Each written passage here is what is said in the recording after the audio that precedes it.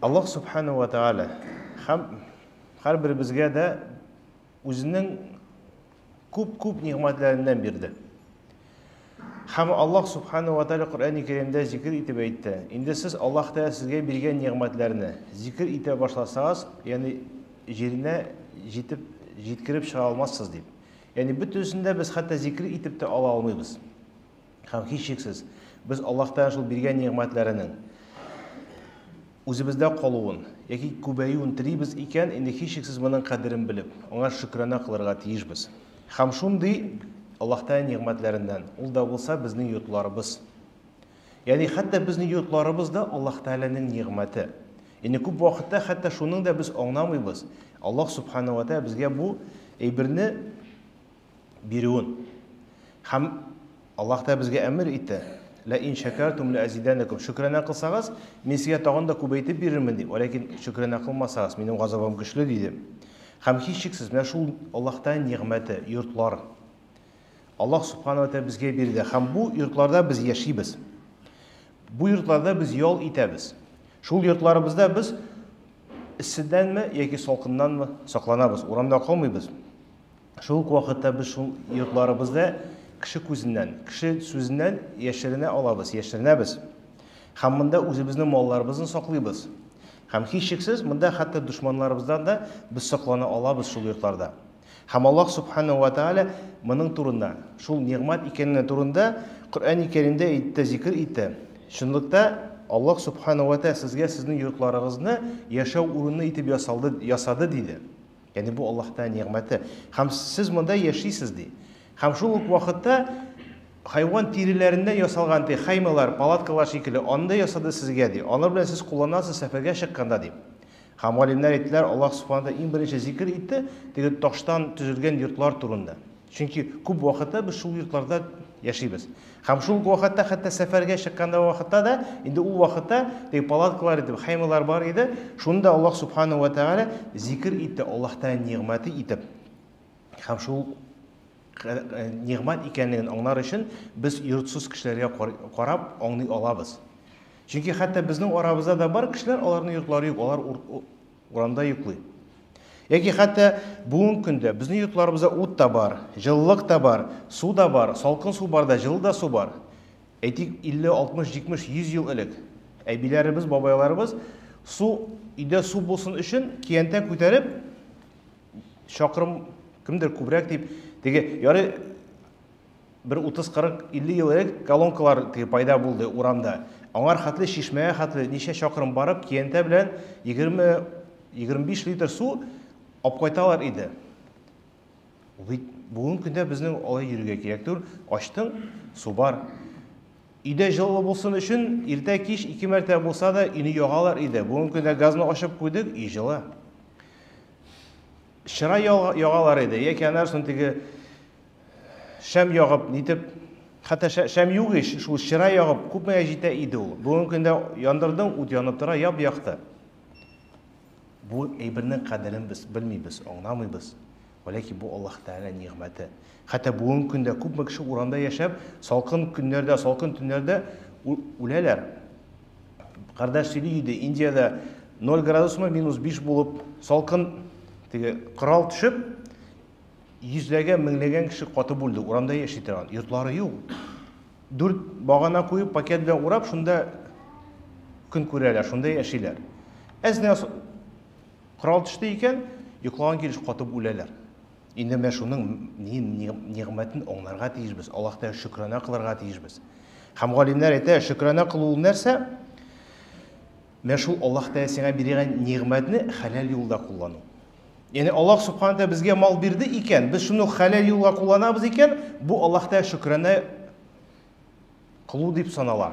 Шул ук вакытта гынахлы харамга кулланабыз икән, инде бу Аллаһ Тәгалә биргән ниғмәткә күфрәнә кылу булып чыга.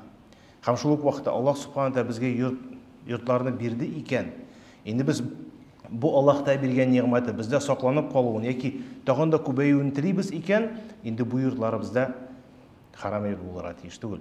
Хәләл юл белән шул йортларыбызны кулланырга тиешбез. Һәм моның турында әдәп бар йортларыбызга карата. Peygamberimiz sallallahu aleyhi ve sellem hatta zikir итеп әйтә. Аллаһтан зикр итә һәм Аллаһтан зикр итми торган йортлар үлгән һәм исән йорт кебек диде. Ягъни без Аллаһтан искә алабыз икән йортта, ул исән. Аллаһтан зикр итмибез икән, Коръәннәребезне укымыйбыз икән, намазларыбызны укымыйбыз икән, Пәйгамбәрбез саллаллаһу алейхи ва саллям үлгән йорт кебек диде. Бу хадис Бухари һәм Муслим җыентыгында килә. Икенче хадистә Пәйгамбәрбез саллаллаһу алейхи ва саллям әйтте: "Үзегезнең йортларыгызда намазыгызны укыгыз, йортларыгыздан каберләр кылмагыз" диде. Ягъни Аллаһ субханаһу ва тааля безгә бирде икән йортны, ул йортта Аллаһтан зикр итеп, Аллаһтан мактап, Аллаһтан намазлар укырга тырышырга тиешбез. Аллаһтан китабына укырга тиешбез. Пәйгамбәрбез саллаллаһу алейхи ва саллям әйткәнчә, йортларыгызда кабер ясамагыз диде. Өченче хадистә Пәйгамбәрбез саллаллаһу алейхи ва саллям әйтте: "Йортларыгызда зират ясамагыз, каберләр ясамагыз, һәм шайтан Бакара сүрәсе укыла торган йорттан кача" диде. Ягъни үзебезнең кулыбызда без телибез, йортыбыз теге арабча әйткәндә сакина, тынычлык урыны булуын. Һичшиксез телибез. Беребез дә теге саташып, теге ниндидер тавышлар килә торган йортны ни бит. Хәтта менә кайбер кешеләр, диндән ерак булган кешеләр дә, менә киләләр мусульман кешенең йортына, ятып йоклыйлар ди, тәмәтра ял итеп тордым диде. Сездә тынычлык бар дип. Каян ул? Үзебезнең кулыбызда. Пәйгамбәрбез саллаллаһу алейхи ва саллям әйтә: "Бакара сүрәсен укыйсы икән, шайтан ул йортка керми." Ул йортта саташулар, ниләр булмый. Пәйгамбәрбез саллаллаһу алейхи ва саллям әйтә: "Йортка кергән вакытта бисмиллаһны әйтәсең икән, ашарга утырганда бисмиллаһны әйтәсең икән, шайтаннар әйтәләр: безгә монда ашарга урын да юк, йокларга, яшәргә урын да юк" диде. Һәм монда булмаслар. Шул ук вакытта өйгә кергәндә бисмиллаһыбызны әйтмәсәк, ашарга утырганда бисмиллаһыбызны онытсак, шайтаннар әйтәләр: безгә торга урын да бар, ашарга ризык та бар дип. Үзебезнең кулыбызда. Инде Аллаһ та безгә нигъмәт бирде икән, йортларыбызны нурландырыйк аны Коръән сүрәләре белән. Бакара сүрәсе белән Пәйгамбәрбез саллаллаһу алейхи ва саллям гомумән шул Бакара сүрәсендә әйтте. Бакара сүрәсе укылган йортта шайтан булмас диде. Шул ук вакытта Пәйгамбәрбез саллаллаһу алейхи ва саллям әйтте: "Үзенең йортларыгызда намаз укыгыз" диде. Намазларыгызны укыгыз, иң хәерле намаз фарыз намаздан тыш диде. Йортыңда, өеңдә укылган намаз диде. Сүннәт намазлар, нәфилләр намаз мәчеттә түгел, иң хәерлесе йортта уку. Инде без 5 вакыт намаз мәчеттә укып, өебездә намаз укымасак, дөрес түгел. Пәйгамбәрбез саллаллаһу алейхи ва саллям әйтә: "Фарыз намаздан соң тыш калган намазларның иң хәерле урыны йорт" диде. Ягъни йортларыбызда да намазларыбызны укырга тиешбез. Ягъни Пәйгамбәрбез саллаллаһу алейхи ва саллямдан нәрсә дип әйтте? Инде йортта Аллаһтан зикр итәргә тиешбез. Йортларыбызда Коръән укырга тиешбез. Намазларыбызны укырга тиешбез йортларыбызда. Чөнки Алай эшләнелми икән, ул бер кабер кебек үлгән бер урын була. Инде һичшиксез, андый йортта, Аллаһтан зикр итми торган йортта, инде кешенең калбы да үлә. Чөнки йортта Коръән укылса, йортта Аллаһтан зикр итсәләр, намазлар укыса, ягъни ул үзе бер мәдрәсә була. Безнең хатыннарыбыз, балаларыбыз өчен алар шул зикрне, Коръәнне, намазларны күреп үсә һәм үзләре дә уянып китәләр, яшәп китәләр. Инде шул ук вакытта Коръән укылмый икән, Коръән укымыйбыз икән, музыка тыңлый башлыйбыз. Аллаһтан намаз укымыйбыз икән, кирәк булмаган нәрсәләрне эшли башлыйбыз, карый башлыйбыз. Һәм ул безне харамга китерә. Үзебезнең кулыбызда. Инде Аллаһ субханаһу ва тааля безгә йорт бирде икән, шул нигъмәтне бирде икән, кадерен белик. Кадерен белик, ягъни Аллаһ тааляны мактый торган, Аллаһтан зикр итә торган йортлар, урыннар булырга тиеш. Һәм Аллаһ субханаһу ва тааля инде аны аша безнең балаларыбызны да, безнең хатыннарыбызны да, үзебезне дә шуның белән тәрбияли. Шул ук вакытта мусульман кешенең йортына табигый булмаган нәрсә һәм кызганычка каршы күп йортларыбызда булган нәрсә, ул да булса сүрәтләр. Сүрәт булган йортка рәхмәт фәрештәләре керми. Мусульман кешендә стенада теге эт булсымы, мәче булсымы, әби бабаларыбызның сүрәте булырга тиеш түгел. Пәйгамбәрбез саллаллаһу алейхи ва саллям әйтә: "Фәрештәләр, рәхмәт фәрештәләре керми йортта сүрәт яки эт булса" диде. Ләкин без бүгенге көндә мусульман йорты өйдә эт йөри, стенада сүрәт йөри, эленеп тора. Ләкин Пәйгамбәрбез саллаллаһу алейхи ва саллям әйтә: "Фәрештә керми." Андый йортка рәхмәт фәрештәсе керми. Инде ул шайтан йорты булачак, фәрештәләр кермәсен. Пәйгамбәрбез саллаллаһу алейхи ва саллям бер юл әйтте: "Минем янына Җибраил алейхиссалам килде. Һәм әйтте: "Мин кичә килгән идем, керә алмадым өеңә" диде. Пәйгамбәрнең йортына керә алмады. Ни өчен? Чөнки ишек янында, теге пәрдә, ситарада suratlar бар иде, һәм йортыңда эт бар иде. Бәләкәй күшек кирип киткән өенә, теге хатыны күрми калды. Шуның өчен ди, моны бетер ди. Мен бу пәрдәдә булган сурәтләрне бетер. 2 мендәр яса һәм этеңне куып чыгар диде. Хәтта пәйгамбәрнең йортына да фәрештә Җибраил алейһиссалам кирмәде. Инде мусульман йорты икән, андый нәрсәдән без ерак булырга тиешбез. Һәм гомумән этләр турында галимнәр Пәйгамбәрбез саллаллаһу алейһи ва сәллям әйтте, 3 сәбәп белән генә этне алырга рөхсәт ителә диде. Йорт саклар өчен, ине көтергә һәм ауга чыксаң. Калган вакытта бернинди сәбәп, матурлык өченме, кызык өчен, балалар уйнар өчен кулланылмый. Чөнки галимнәр әйттеләр, беренчедән бу фәрештәләр кирми. Эт булган йортка фәрештә кирми. Икенчедән, Пәйгамбәрбез саллаллаһу алейһи ва сәллям әйтте, хәтта сәбәбе булса да, йортка алабыз икән, көн сайын 2 кыйнтар бәрәкәт югала иде. Өебездән бәрәкәт югала. Инде теге мохтаҗ булса, сакласын дип, яки көтергә апшагыбыз икән, яки аушы мине ауга кирә икән дип нитәбез икән, ләкин нисе сәбәпсез тотабыз икән, бәрәкәт китә. Өченчедән, бу галимнәр әйттеләр, алар мусульман булмаган кешеләргә бер теге ошарга тырышу. Инде телевизорны карыйбыз да, теге бәләкәй эт белән уйнап бирибез, без дә шуны телибез. Кемдер теге матурлык өчен ала, без дә шул аларның артыннан иярәбез. Ләкин Пәйгамбәрбез саллаллаһу алейһи ва сәллям әйтте, "Ман ташаббаха би каумихи фахуа минху." Кем-кемгә ошарга тырыша, кыямәт көне алар белән булыр диде. Ягъни мусульман кеше динебезгә кайтырга тиеш. Динебез нәрсәгә өйрәтә. Икенче ниләр дин әһелләре артыннан иярергә тиеш түгел. Һәм дүртенчедән галимнәр әйттеләр, асылда эт нәҗис, сәләгәе дә нәҗис, бөтен нәрсә нәҗис. Ягъни без хәтта эт йөргән җирдә намазыбызны укып албыз, намазыбызны кабул булмый. Сәләгәе пычрак, әллә инде авырулар тарата торган бер нәрсә. Инде һичшиксез мусульман кеше аны нәрсәдән ерак булырга тиеш.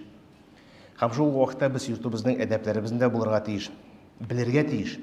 Инде кызганышка каршы, без рөхсәт алмыйча йортка керә алабыз. Йортка тәрәзәләрдән карый ала, хәтта үземне мусульман дип санаган кешеләр дә кеше тәрәзәсенә карап, аның нәрсә бар икән дип карыйбыз. Ләкин динебез нәрсәгә өйрәтә? Аллаһ субханаһу ва тааля әмер итә, эй иман китергән бәндәләр, йортларга кирмәгез, хәтта сорау алганча хәтле. Рөхсәт алыгыз башта ди. Һәм сәлам биргәнчә хәтле кирмәгез ди. Ягъни мусульман кеше башта сәлам биреп, рөхсәт алырга тиеш. Ярыймы киргә, юкмы? Рөхсәт бирсә генә ул вакытта керә. Инде ул сезнең өчен хәерлерәк ди Аллаһ субханаһу ва тааля. Бәлки сез шул зикрдән файда алырсыз диде. Ләкин сез анда беркемне таба алмасагыз, ягъни сезгә беркем җавап бирмәсә, шул ук вакытта әйтсәләр, сезгә кайтыгыз, ягъни кирмәгез, рөхсәт бирмәсәләр, китегез ди. Кирмәгез, китегез ди. Ягъни рөхсәт бирмәделәр икән кирергә, безнекеләр атылып керәләр. Салам алейкум. Әле сораман кеше бармы, юкмы, түргә кирип кеше эзли башлый. Ләкин бу динебездән түгел. Бәлки кардәшеңнең хатыны йоклап ята торгандыр. Бәлки авыраты ачыктыр. Син ничек керәсең аны? Син мусульман була, аны нәрсәне уйларга тиеш бит. Аллаһ субханаһу әмер итә. Һәм әйтә, бу сезнең өчен чистарак диде. Чынлыкта Аллаһ субханаһу ва сез кылган нәрсәне белә диде. Һәм шуның өчен галимнәр әйттеләр, әдәп буенча, хәтта син ишеккә шакылтаган вакытта ишек алдыннан турма. Чөнки кардәшең ачырга мөмкин, арты якта хатыны яулыксыз булырга мөмкин, һәм син аны күрәсең. Шуның өчен хәтта әдәп буенча шакылтаган вакытта ишекнең кырыена басып, аска карап, рөхсәт алганча күзеңне күтәрмә. Ягъни үзенең күзеңне сакларга тиеш. Ягъни бер зур галим үзенең кардәшләре белән кергәндә, шул вакытта шул кардәшенең хуҗасының хатынына карап утырганын караганда, әйтә, синең өчен күзеңне югалту хәерлерәк менә бу кылган гамәлгә караганда диде. Ягъни үзебезне саклыйк, шул йортларыбызның әдәп булырга тиеш. Хәтта Пәйгамбәрбез саллаллаһу алейһи ва сәллям әйтте. Бер кеше синең йорттагы нәрсә рөхсәтсез карап утыра икән, син таш алып шуның күзен чыгарасың икән, синең өчен гөнаһ юк диде. Гөнаһ юк. Беләбез шәригать буенча мин кешенең күзен диттем икән, бармагын кистем икән, аның өчен ни бар? Штраф. Монда Пәйгамбәрбез саллаллаһу алейһи ва сәллям әйтте, синең йортта нәрсә бар икән, карап утыра, рөхсәтсез карап утыра икән, таш белән күзен чыгарасың икән, синең өчен гөнаһ юк. Аның хакы юк карарга. Инде без моны белергә тиешбез. Һәм шуның өчен Пәйгамбәрбез саллаллаһу алейһи ва сәллям шулай әйтте, бер кайчан да хатыннар янына кирмәгез диде. Хатын-кыз үзе генә кирмәгез аның янына. Тыелган, шәригать буенча тыелган. Хәтта Пәйгамбәрбез саллаллаһу алейһи ва сәллям, я Расулуллах, абу ирнең туганы булса, ирнең абыйсы булса диде, Пәйгамбәрбез саллаллаһу алейһи ва сәллям, ул бөтенләй үлем диде.